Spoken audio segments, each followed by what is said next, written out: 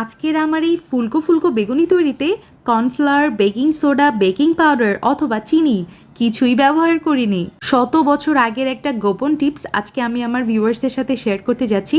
শুধু এই টিপসটা যদি আপনি একবার জেনে যান, মাশাল্লাহ করে আমার মতো প্রত্যেকটা বেগুনি আপনার ফুলকো হবে, মুচমুচে হবে।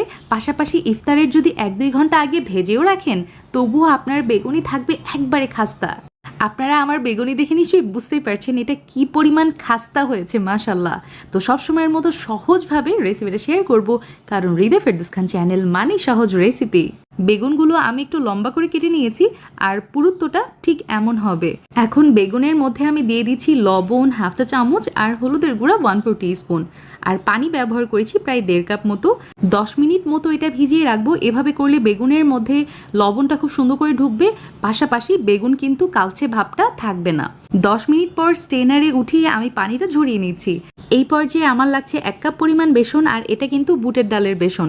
আমি এটা যেটা করব, এই যে চেলে নিয়েছি, বেসনটা চেলে নিলে বেস্ট রেজাল্ট পাওয়া যায়। এখন তাওয়াতে আমি এই বেসনটা দিয়ে চুলার জাল একদমই লোতে করে এটা কিছু সময় ভেজে নিব। আর এটাই হচ্ছে সেই সিক্রেট টিপস, যেটা কিনা আগের যুগে অর্থাৎ আমাদের নানি দাদির আমলে এই টিপসটা ফলো করা হতো।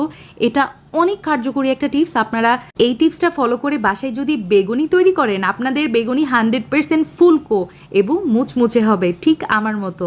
এভাবে করে বেসন আপনারা আগে থেকে একটু ভেজেও বয়ামে করে রেখে দিতে পারেন, অনেক দিন পর্যন্ত বেসন ভালো থাকে। আর যখন বেগুনি খেতে ইচ্ছা করবে, ইনস্ট্যান্ট এই ভাজা বেসন দিয়ে আপনি বেগুনি তৈরি করে নিতে পারেন। বেসন কিন্তু ঠান্ডা হয়ে গেছে। এখন দিয়ে দিচ্ছি লবণ 1 চা চামচ, হলুদের গুঁড়া 1/2 চা চামচ, জিরা গুঁড়া 1/2 চা চামচ, লাল মরিচের গুঁড়া 1/2 চা চামচ, তারপরে গরম মশলার গুঁড়া 1/2 চা চামচ, আদা রসুন বাটা মিলিয়ে 1/2 চা চামচ, তার সাথে 1 টেবিল চামচ আমি কুকিং অয়েল ব্যবহার করেছি। সব কিছু শুকনো উপকরণ খুব ভালোভাবে মিক্স করে নিব। এখন রুম টেম্পারেচারের 1 কাপ পানি নিয়েছি, সেখান থেকে অল্প অল্প করে পানি দিব আর আমি মিক্স করতে থাকবো। তো দেখি আমার কতটুকু পানি লাগে। আর ব্যাটারের কনসিস্টেন্সি ঠিক এমন হবে, এই যে ড্রপসগুলো পড়ে একটু কিছু সময় ভেসে থাকবে, তো তখনই বুঝবেন এটা রাইট কনসিস্টেন্সি। আর এখানে আমার প্রায় 1/3 কাপ মতো পানি লেগেছে 1 কাপ বেসনের জন্য। তো এখন আমি যেটা করব, এই যে বেগুনিগুলো চুবিয়ে ভাজার জন্য চলে যাচ্ছি। বেগুনটা ব্যাটারে চুবিয়ে নেওয়ার পর এক্সট্রা ব্যাটার গা থেকে ঝরিয়ে ফেলতে হবে। তারপরে গরম তেলে আমি বেগুনিগুলো একটার পর একটা দিয়ে দিচ্ছি।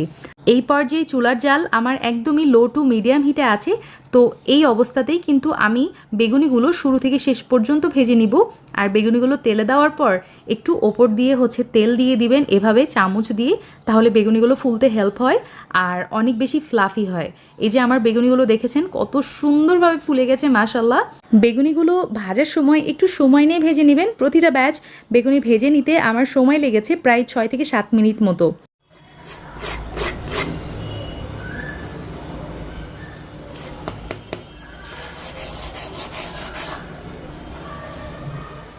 আলহামদুলিল্লাহ আমার বেগুনিগুলো একদমই রেডি। দেখতেই পাচ্ছেন কত সুন্দর হয়েছে, কতটা ফুলকো আর কতটা মুচমুচে, মাশাল্লাহ। একদমই খাস্তা, আর ভিতরে দেখেন কি সুন্দর জালি জালি হয়েছে।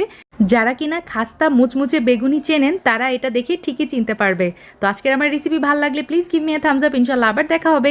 আল্লাহ হাফিজ, আসসালামু আলাইকুম।